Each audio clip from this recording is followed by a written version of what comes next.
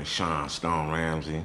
I grew up in Oakland, California, born and raised in Oakland, California. I grew up in the 65th village. My father was a construction worker, and he was in and out of my life. And at 12, he got killed on Seminary. And that was a block that we moved to in East Oakland. They call it the Kill Zone. We moved from 65th Village to Seminary. Well, Seminary is a street. There's something about that street, man, that just creates a lot of creativity, bro. I don't know what it is. It's something about that street. And it's also one of the main veins that take you to the Oakland Coliseum. So it's always a lot of traffic up and down that street. And that's where I started growing. That's where I grew up at. And my dad got killed, Preston Gordon. He got shot 7 times, execution style, on Seminary. So from then on, it was like I was like a cork in an ocean. I was just bobbing, you know, wherever I was influenced. And the strongest influence was the streets. I definitely looked up to Felix Mitchell. He was the neighborhood superstar growing up in the village and on Seminary, because his family grew up, had houses on Seminary. So Seminary was just like a colonized part of the village, of 65th and 69th Village. So I grew up, idolizing him. And Judge Patel described Mitchell and his gang's actions in Oakland as, quote, some of the most despicable, heinous conduct any community has ever had to live with. The Rolls Royces and the limousines, and he had the swag, and everybody in our neighborhood, wanted to be like him. I also grew up with Lil D, Lil D Reed. We were the same age. We was in kindergarten class together, and we grew up just, real cool, because we both came from the village and moved on Seminary. So he was the brother that I came up with and was definitely influenced by. I work with artists like Mac Dre, Mac Mall, Drew Down, E40, the Loonies. They were real famous for their hit "I Got 5" on it. And I put out my own compilation that featured all those artists and many more. It was called International Blunt Funk, and it turned out to be a Bay Area hip-hop classic. Also had a group that I was managing called 3 Times Crazy, and one of the artists on there was Keek the Sneak, and he's the originator of the hyphy movement in the Bay Area right now. So working with those dudes right there, it connect me with a lot of other different artists in the Bay Area, and engineers and producers, and just a motley crew of people in the entertainment field. Oakland is like, it's the west that you can be when it comes to this country, unless you go off to Hawaii and things like that. It's also like the cultural center for Northern California for us African Americans. A lot of great people came from there. Bill Russell, the great basketball player, Ricky Henderson, Andre Ward, the great boxer, Devin Haney, one of the up-and-coming boxers right now. I mean, it means many things, and we just have our own style. We're like one of the only cities that's this close to LA, and we don't have any Crips and Bloods in our city, because we still have the rhythms and vibrations of the Panthers within us. In that portion of the city, it was a lot of rappers there.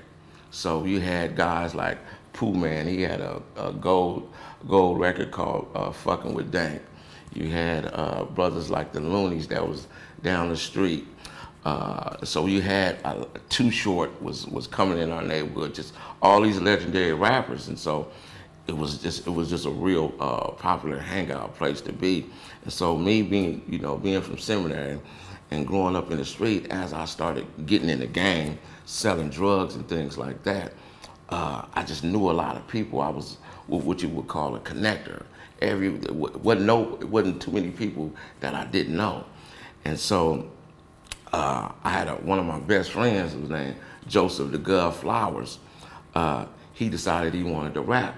And so he had an EP, and he had Tupac Shakur and Richie Rich on it.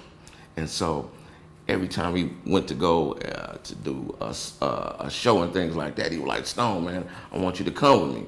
But I'm like, man, I'm stuck on the block. I'm trying to get this money. I'm not a rapper. I don't make no beats. This is not me. This is my lane right here. And so one day he came with Tupac and Rich. He's like, "Man, Stone, hit the corner with me." And so I jumped in the car with him, and he just drove to LA, and we went on the show. And when I got to the show, even though I was mad because I was damn near kidnapped, I fell in love with hip hop, right then and there, by being able to interact with different people. And by me not being a rapper, I wasn't competition to the rappers or the producers or nothing like that. I was just a dude, with some common sense, who was sharp and had a little bit of money, and I wasn't in nobody's way. And so learning the business from there, I would go to different shows and I would make different contacts. So when Gov caught a Fed case, he got indicted by the feds with his brother Anthony Flowers. He called me and he asked me, he said, "Stone, man, you know everybody I know, and why don't you help me finish the album?" And so that's what I did. And so by me knowing all those contacts like that, it just evolved from there.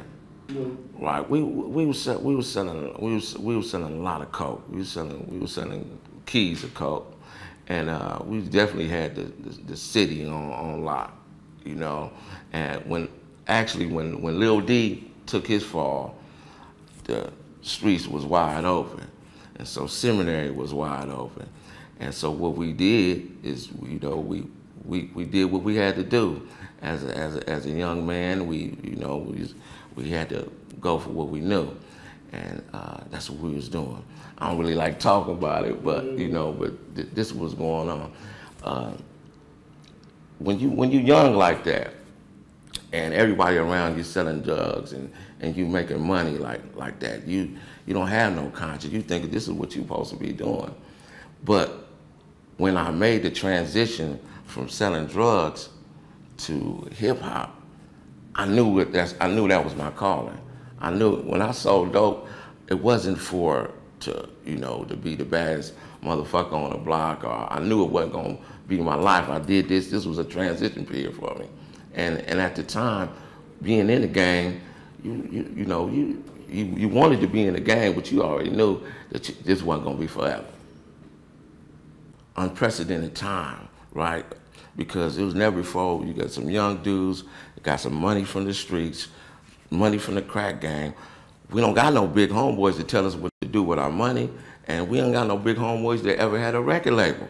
So we just was like, we had hands-on knowledge, and we didn't have no skill set. We just we had these talented people, talented young cats, but we really didn't know what to do. But we knew how to sell dope, and the music game was just like the dope game, and so that's how we merged into it. When I merged into the rap game, I left the dope game alone. At least we tried to, but it's kind of hard because you still stuck in the streets, and the genre that you pushing is talking about the streets. So if you're gonna be authentic, you really got to be about that life. It was a transition, but it wasn't. When Gov went to the feds, him and his brother, he got out on ankle monitor, and while he was on ankle monitor fighting the case, we started a rap label called Handlebar Records, and the name of our cadre was called Paraphernalia to the Mob, and it consisted of 3 Times Crazy, which was Bart, Adrian, and Keek the Sneak, the Loonies, Yuckmouth, and Numbskull, Drew Down, and Silo, T Looney and Eclipse, and Swoop G. He was a member of the Dog Pound. He was rapping with Death Row, so we all one group. They were signed to 5 different labels. East West Electric. Sider was signed to East West Electric.